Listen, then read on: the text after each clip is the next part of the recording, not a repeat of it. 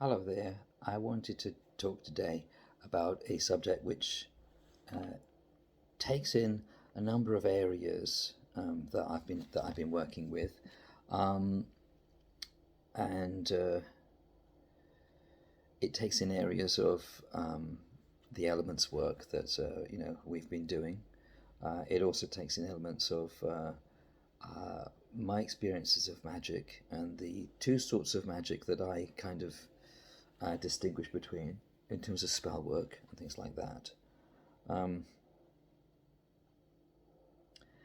and the nature of our sense of the inner and outer worlds and of magic and of the elements and of how things actually are, how they actually work.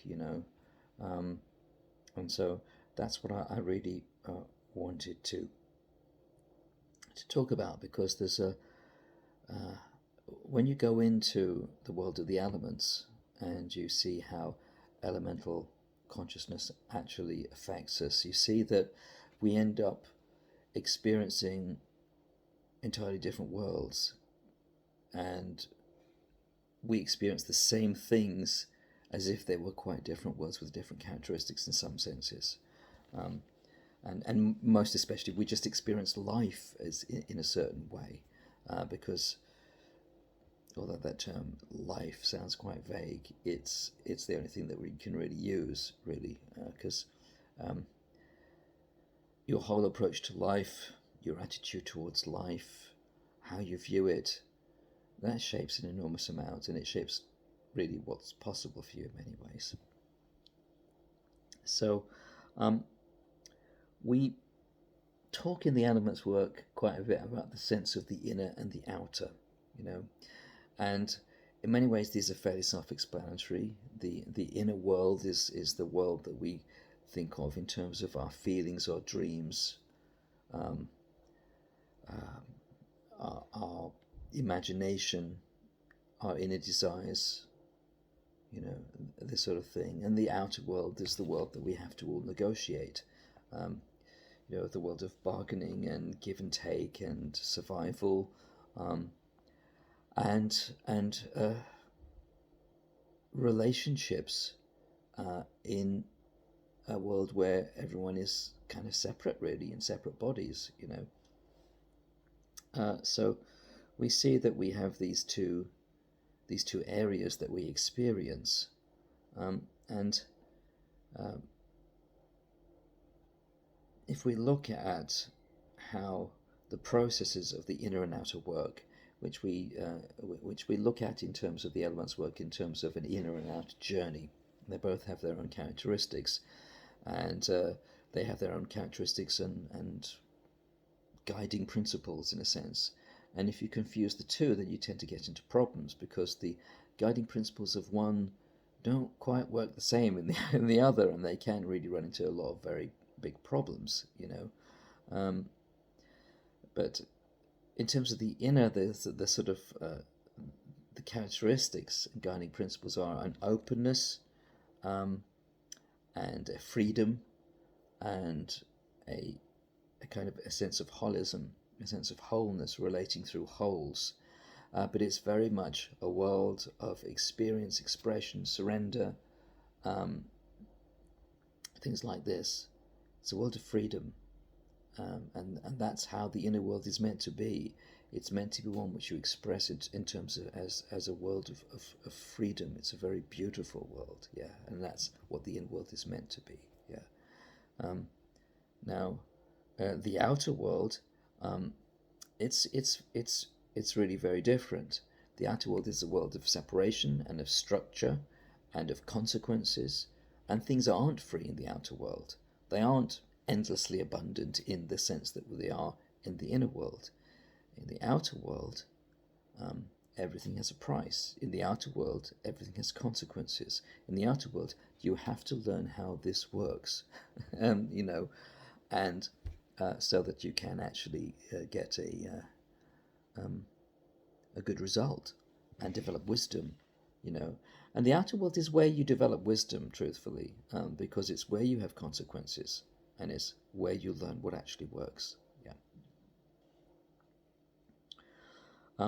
Now, if we move on to the whole sense of magic and the kind of magic that works in these places, well, uh, let's see. Magic is very much of the inner, but we have to bring in something else here, and that is just as we have an inner of ourselves, the world itself has an inner. Yeah. So, just as we have an inner life, the world has an inner life. And they used to term this sort of thing, things like the world soul or what have you. Or we might think of it as the astral.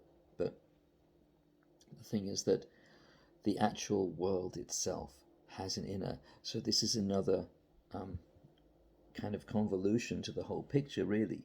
It's just that the outer world has an inner to it itself. And your inner and its inner have a connection.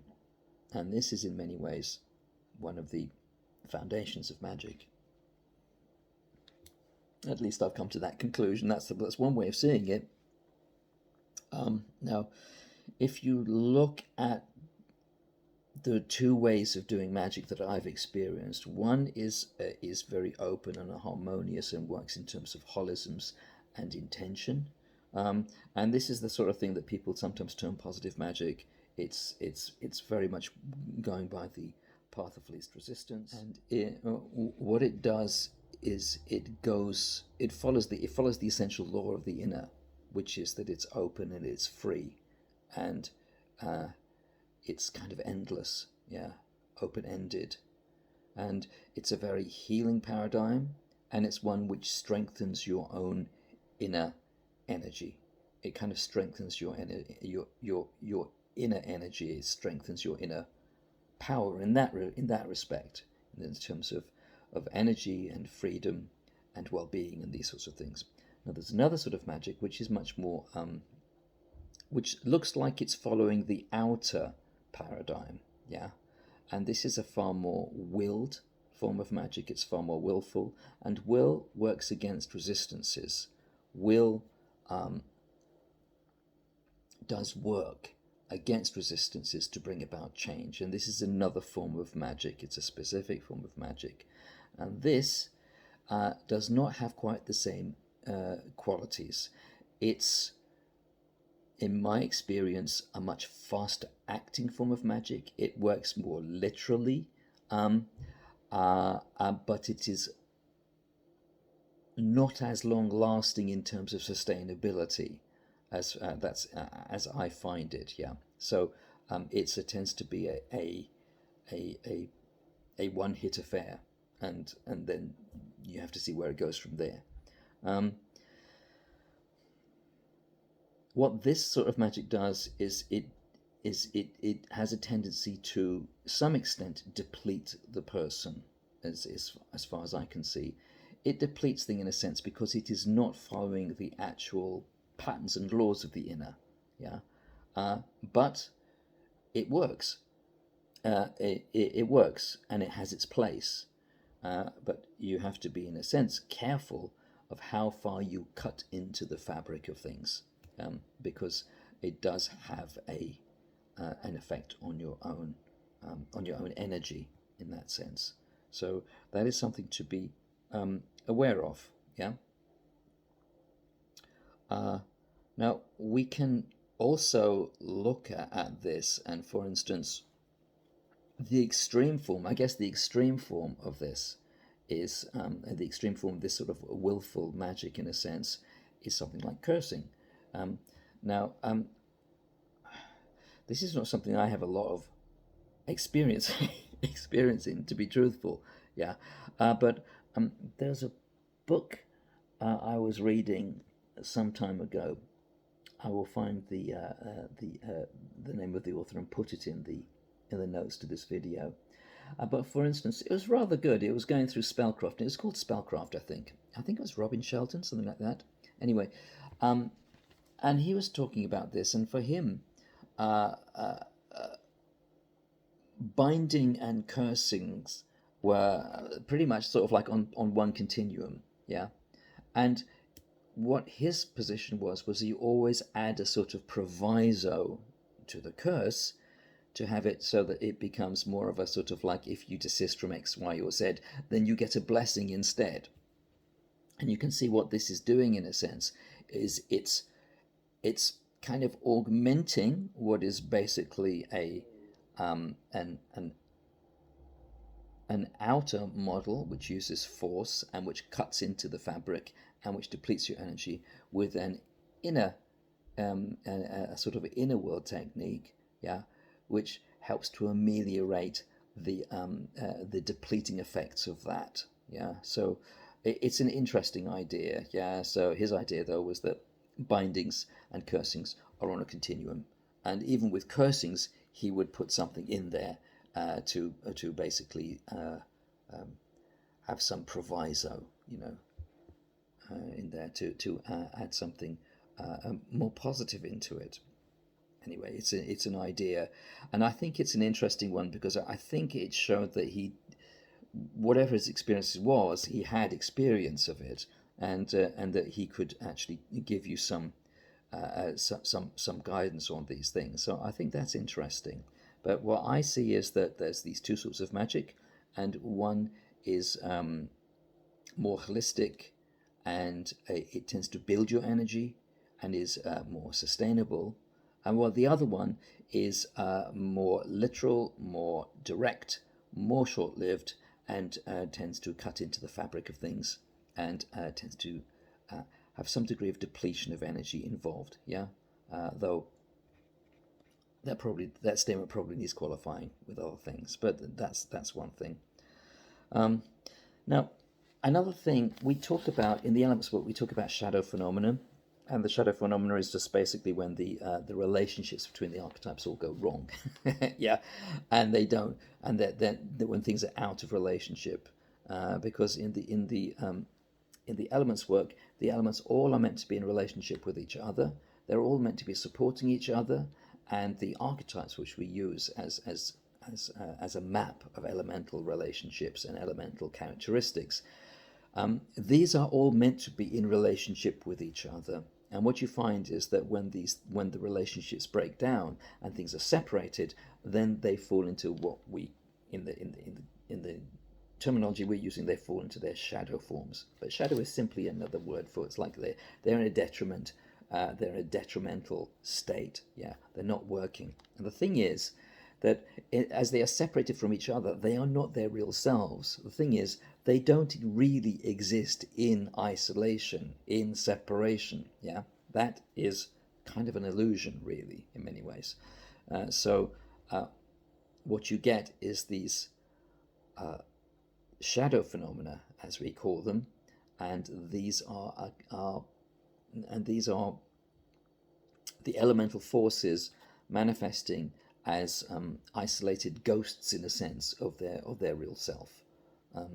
And these isolated ghosts are separated, and they are, in a sense, empty.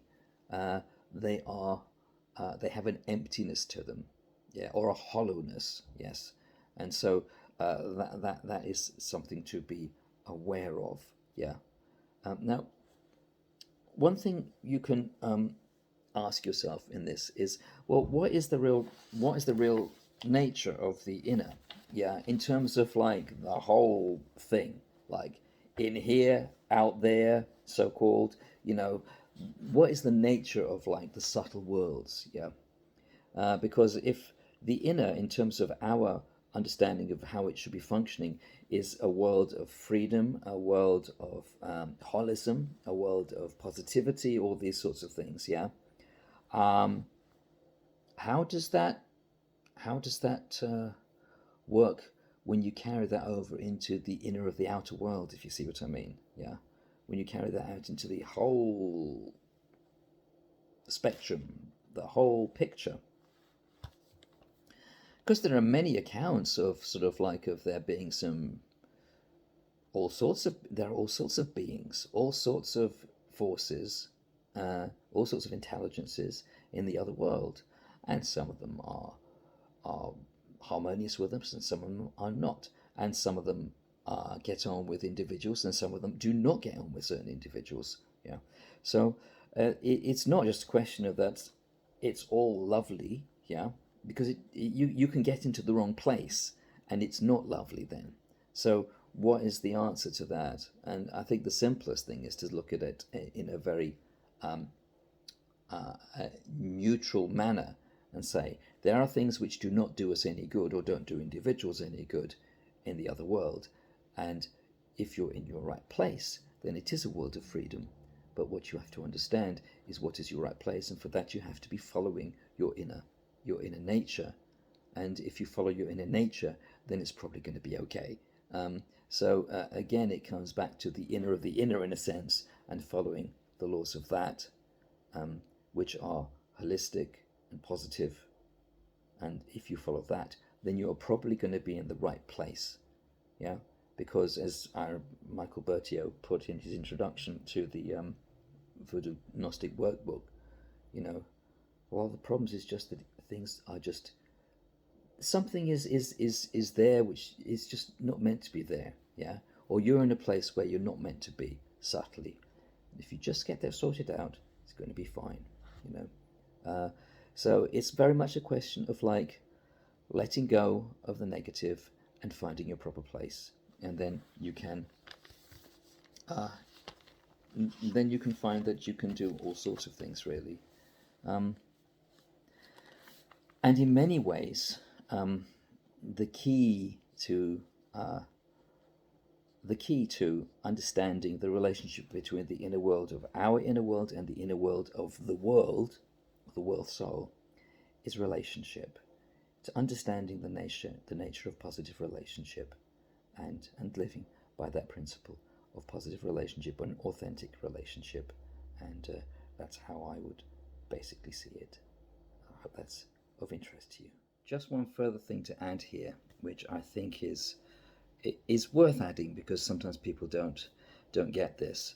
An awful lot of magic is about, in reality, is about communication with entities in the other world. Yeah, that's actually what an awful lot of magic is, and